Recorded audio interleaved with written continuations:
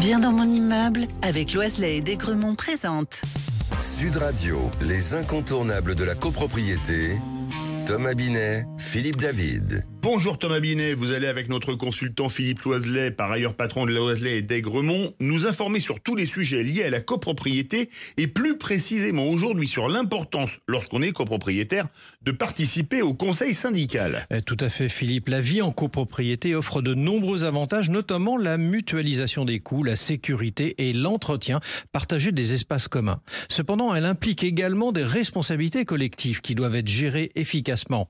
On est d'accord Philippe Loiselet là-dessus ? Effectivement, Thomas est l'une des principales instances chargées de cette gestion et, comme nous l'avons déjà évoqué, le conseil syndical.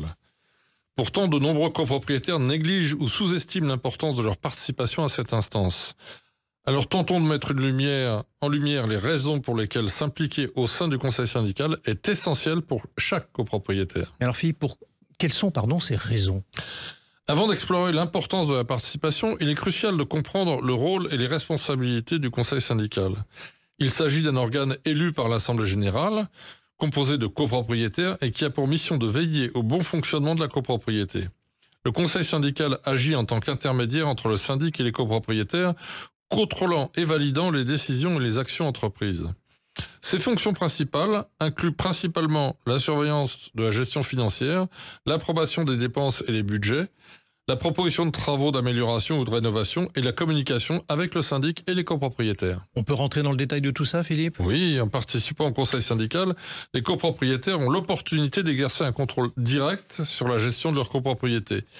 Ils peuvent ainsi s'assurer que les décisions prises dans l'intérêt de tous et respectent les règles légales pour éviter un risque de dérive ou de mauvaise gestion, ce qui peut entraîner des conséquences négatives sur les coûts de fonctionnement de leur copropriété. Participer au conseil syndical permet une vraie influence dans les décisions importantes de la copropriété. Qu'il s'agisse du budget ou de la préparation des travaux, être membre du conseil syndical permet de veiller à ce que les décisions prises reflètent les besoins et les souhaits des copropriétaires. Sans cette implication, les décisions peuvent être prises par une minorité de personnes, sans consultation adéquate des copropriétaires. La participation active du conseil syndical favorise également un climat de coopération et de compréhension mutuelle entre les copropriétaires. En travaillant ensemble pour résoudre les problèmes et améliorer les conditions de vie de l'immeuble, les copropriétaires peuvent créer un environnement harmonieux et éviter les conflits inutiles. De plus, cette coopération permet d'encourager le respect des règles de la copropriété.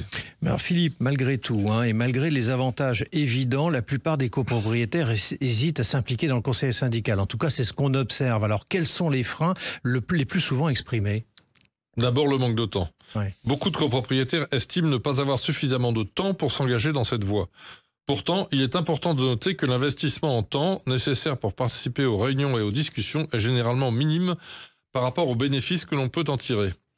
Le manque de connaissances est aussi parfois un frein. Certains copropriétaires peuvent se sentir intimidés par la complexité des questions abordées. Pourtant, il est important de se rappeler que le conseil est composé de membres ayant des niveaux de connaissances et d'expertise variés. Il ne faut donc pas avoir de complexe et on apprend en pratiquant. Bon, il y a la crainte des conflits, c'est un obstacle ? Oui, la participation au conseil syndical peut effectivement parfois conduire à des désaccords ou des conflits entre copropriétaires.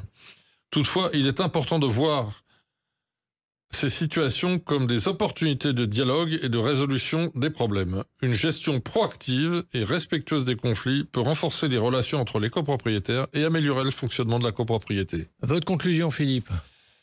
Compte tenu de ce qui précède, on peut dire, pour tirer le meilleur parti de la participation au conseil syndical, les 4 règles à appliquer qui semblent être: premièrement, se renseigner pour comprendre; deuxièmement, être présent pour participer et rester informé; troisièmement, communiquer; et enfin, quatrièmement, proposer des solutions au lieu de se contenter de critiquer. C'est plus constructif et plus efficace. Merci Philippe et Thomas, on vous retrouve vendredi prochain pour un nouveau numéro d'Oser Investir, les incontournables de la copropriété. Et on vous retrouve Thomas dimanche 9h30 dans le Grand Matin Week-end pour Oser Investir. Sud Radio, les incontournables de la copropriété. Thomas Binet, Philippe David. Avec Loiselet et Desgremont, bien dans mon immeuble.